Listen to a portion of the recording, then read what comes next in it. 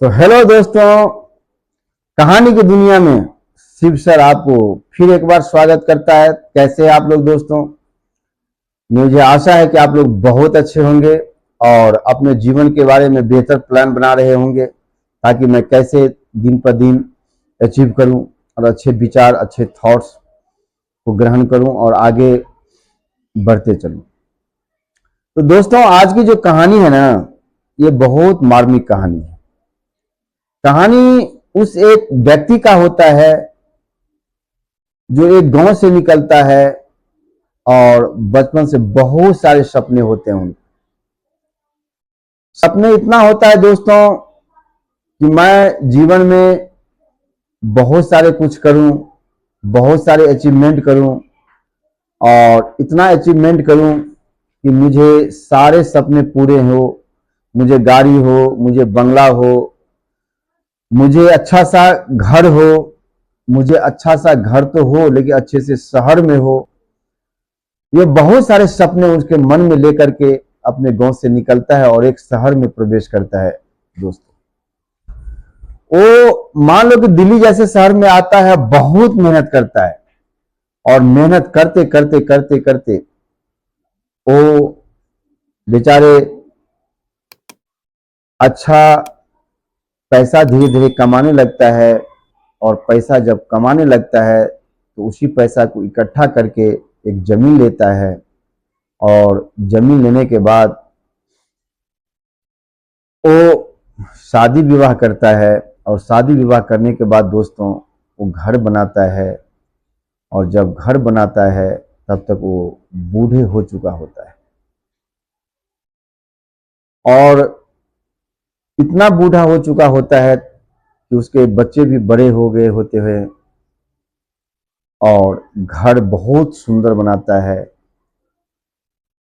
और जब घर बनकर तैयार हो जाता है, जब गृह प्रवेश का दिन होता है, पूजा पाठ होता है, जितने भी उनके रिलेटिव्स हैं वो सब आते हैं उनके घर पे और उनको बहुत सारे शाबाशी देते हैं। बच्चे सब बड़े हो जाते हैं और बहुत सारे जो दोस्त होते हैं उनको जब शाबाशी देते हैं कि यार तुम तो अचीवमेंट किया लेकिन बहुत लंबा स्ट्रगल करके किया है, तुम एक प्रेरणादायक व्यक्ति हो। वो सब सारे चीज सही है दोस्तों, उसने सारे चीज अचीवमेंट किया, अच्छा घर बनाया, शादी किया, बच्चे हुए, उनके बच्चे को भी शादी किया।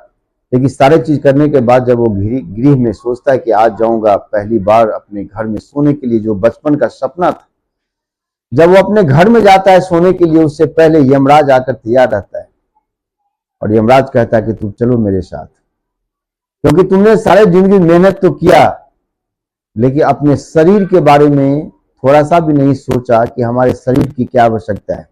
अरे जीवन में हमारे शरीर को भी देखना होता है, शरीर ही तो घर होता है।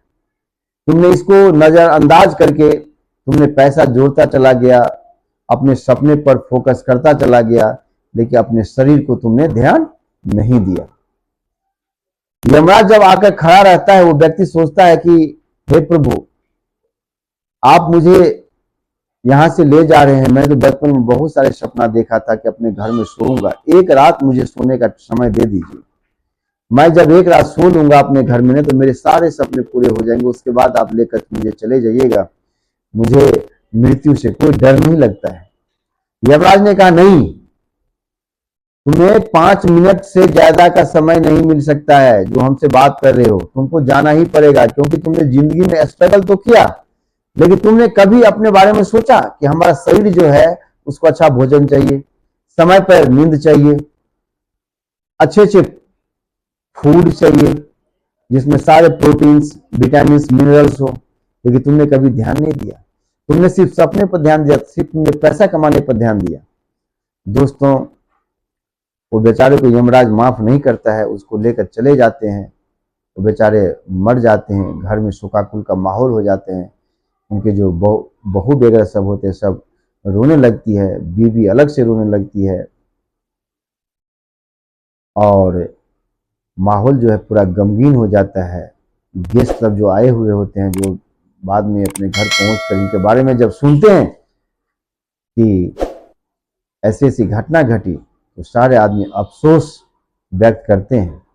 मेरा कहने का मतलब क्या है कि अफसोस व्यक्त करने से कुछ नहीं होता है। आप पैसा कमाइए, आप अपने सपने को देखिए, लेकिन अपने शरीर को कभी नजरअंदाज मत कीजिए, क्योंकि आपका शरीर ही आपका घर है, आपका बॉडी ही आपका मेन बिस्तर है। अगर बॉडी को आप अपना बिस्तर बना कर रखेंगे, आप अपने हेल्थ पर हमेशा ध्यान देंगे, तो आपका शरीर आपको हमेशा साथ देगा और आप हंसते खिलते अपना जीवन को व्यतीत कर पाएंगे। दोस्तों, ये कहानी से तो बहुत सारे चीज निकल कर आता है। आप अपने ढंग से इस कहानी का अर्थ लगाइएगा कि जीवन में क्या मैं अपने शरीर को देखते हुए सारे काम कर रहे हैं, क्या शरीर को देखते हुए काम कर रहे हैं, क्या शरीर को समय पर खाना दे रहे हैं, क्या शरीर को समय पर नींद दे रहे हैं, क्या शरीर को समय पर एक्सरसाइज करवा रहे हैं, क्या शरीर को समय पर इज्जत दे रहे हैं। अपने शरीर को ही इज्जत देना सीखिए, शरीर आपको बहुत कुछ करके देने वाला है। तो दोस्तों, ये कहानी कैसा लगा?